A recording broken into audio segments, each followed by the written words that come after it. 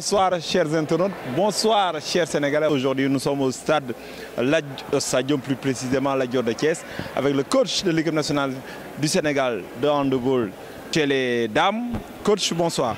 Bonsoir. Vous êtes aujourd'hui à Thiès, plus précisément au Sénégal, histoire de venir visiter les U20 et U17. Ouais, plus globalement, j'étais à Kédougou la semaine dernière sur un tournoi avec une équipe espagnole. Voilà, j'essaye de faire un tour d'horizon des forces du handball sénégalais local après la compétition à Brazzaville.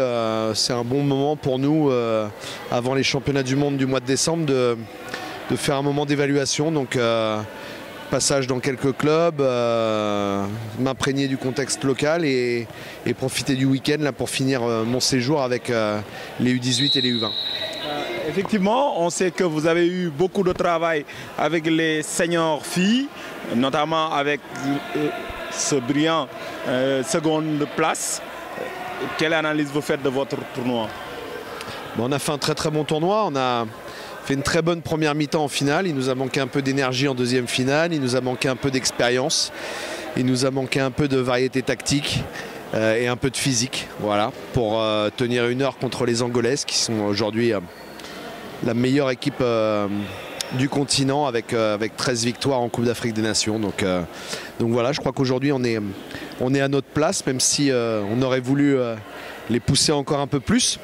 Aujourd'hui, d'être vice-champion, ça correspond assez bien à la place du Sénégal sur le continent africain.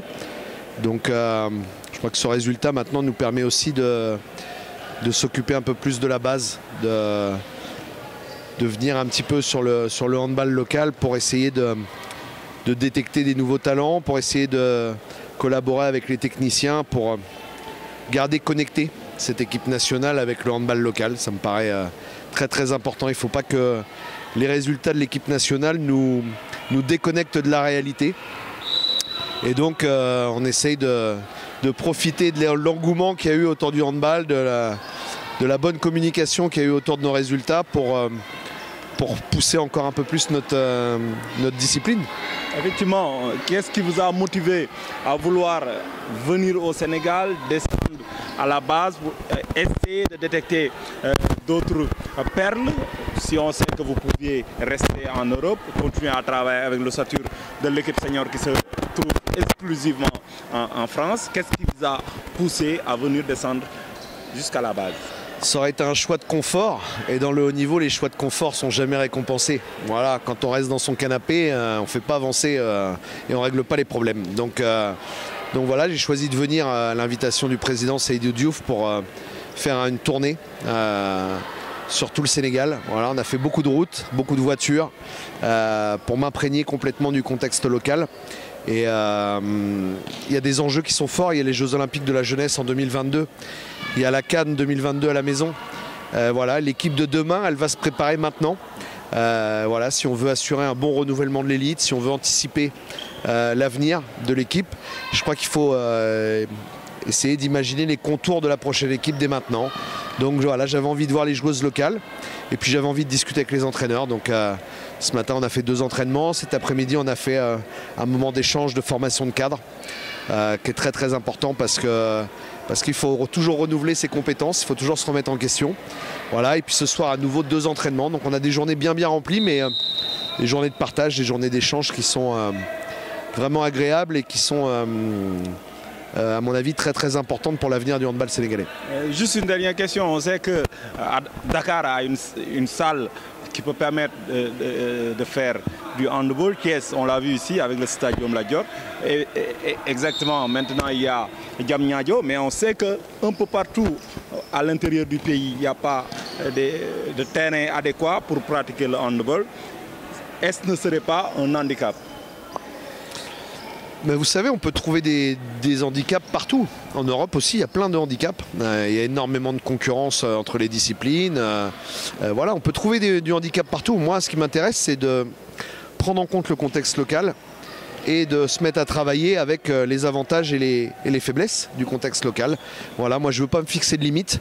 Il y a une belle salle à Guédiawaye que j'ai visitée avant-hier. Il y a la Dakar Arena. Thiès est une base de la fédération depuis des années.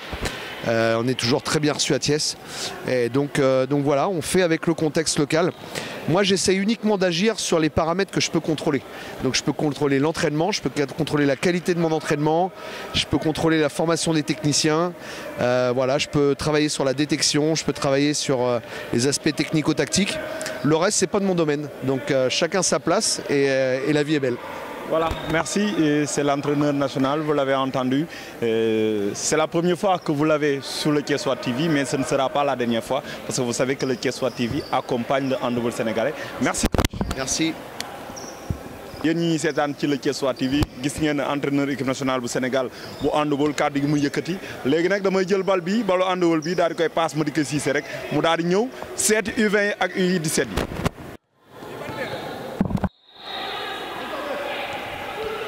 Voilà, je pense bien yéen a dégg léegi Pam Ndaw ak entretien bi mu amoon ak coach Sénégal U20 Sénégal handball équipe nationale bi voilà ballon bien réceptionné je pense même bu dee duñu ay handballeur coach ñu ngi lay nuyu. waaw ñu lay fay. voilà ñu bàyyi la rek nga présenté wu ak internet. man maay Lamine Ndaw coach U20 jigéen ñi seen équipe nationale Sénégal handball.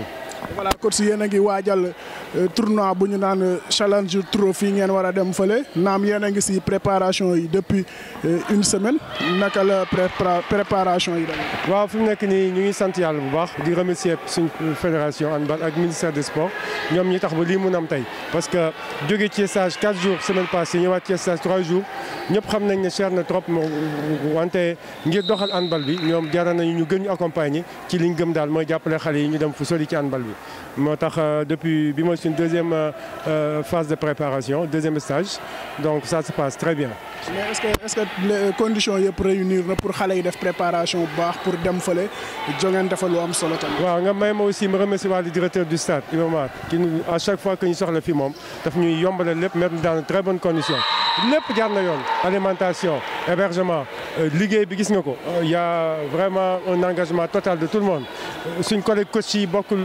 ci sélection bi sax yeneen catégorie sax ñëw nañ ñëpp jàpp ci daal on forme une équipe et macha allah ñu ngi sant ñëpp et les conditions sont bien réunies vraiment pour continuer préparation bi mais surtout dem fële pour wuti fa ndam daal. voilà lan mooy doon objectif bi bu ngeen demee fële si tournoi ba.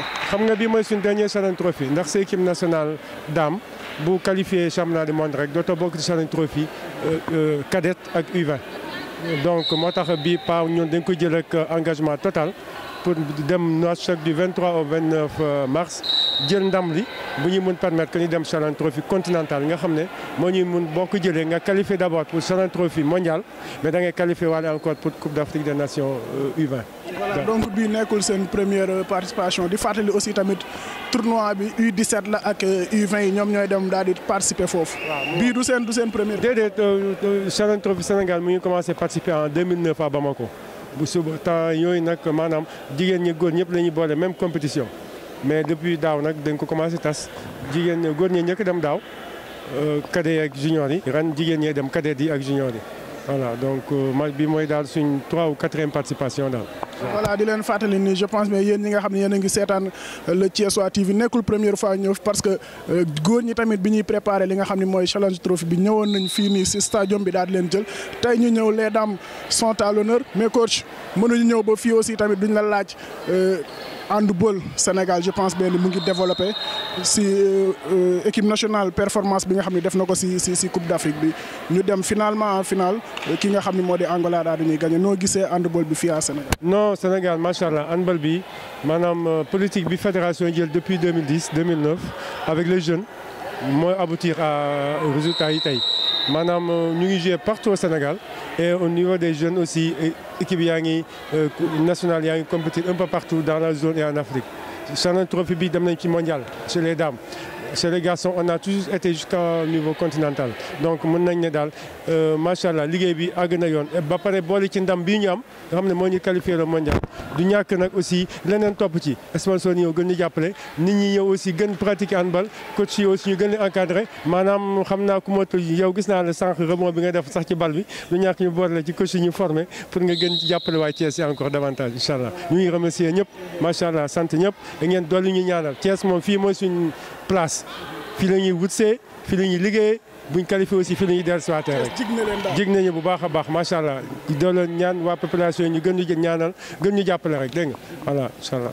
voilà loolu mooy kooku mooy Lamine Ndao di coach Sénégal équipe nationale Sénégal U20 ñu war a dem fële Challenge Trophy je pense bien le Thiessois TV au cœur des événements maa ngi koy wax chaque jour le Thiessois TV c'est pour les Thiessois donc ñu ñëwoon fii aussi tamit jëlee leen li nga xam ne moo di préparation wu ñi nga xam ne moo di Sénégal U20 mais aussi tamit U17 yi ñoom ñu war a dem fële si Challenge Trophy merci à vous restez connectés sur le Thiessois TV.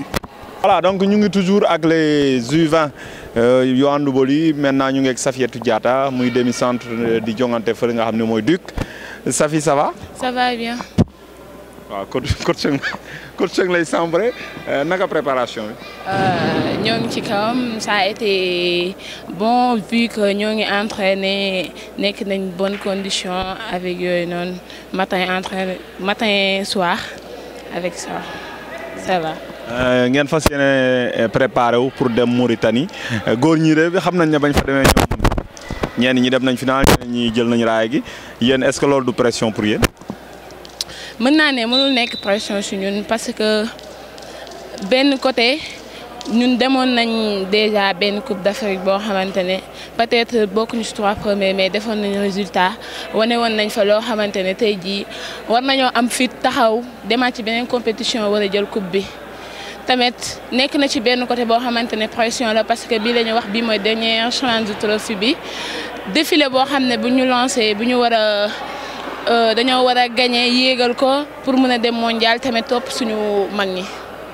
dégg ngeen vous avez compris que chez les dames elles seront au mondial xale yi tamit Challenge Trophy on le rappelle dañuy def zone bu nekk ko jël ñoom ñooy daje pour mën a xam kat mooy dem mondial moo tax mu waxu mondial et la préparation kon mën nañ jàpp ne pour l'instant daal vous êtes au top.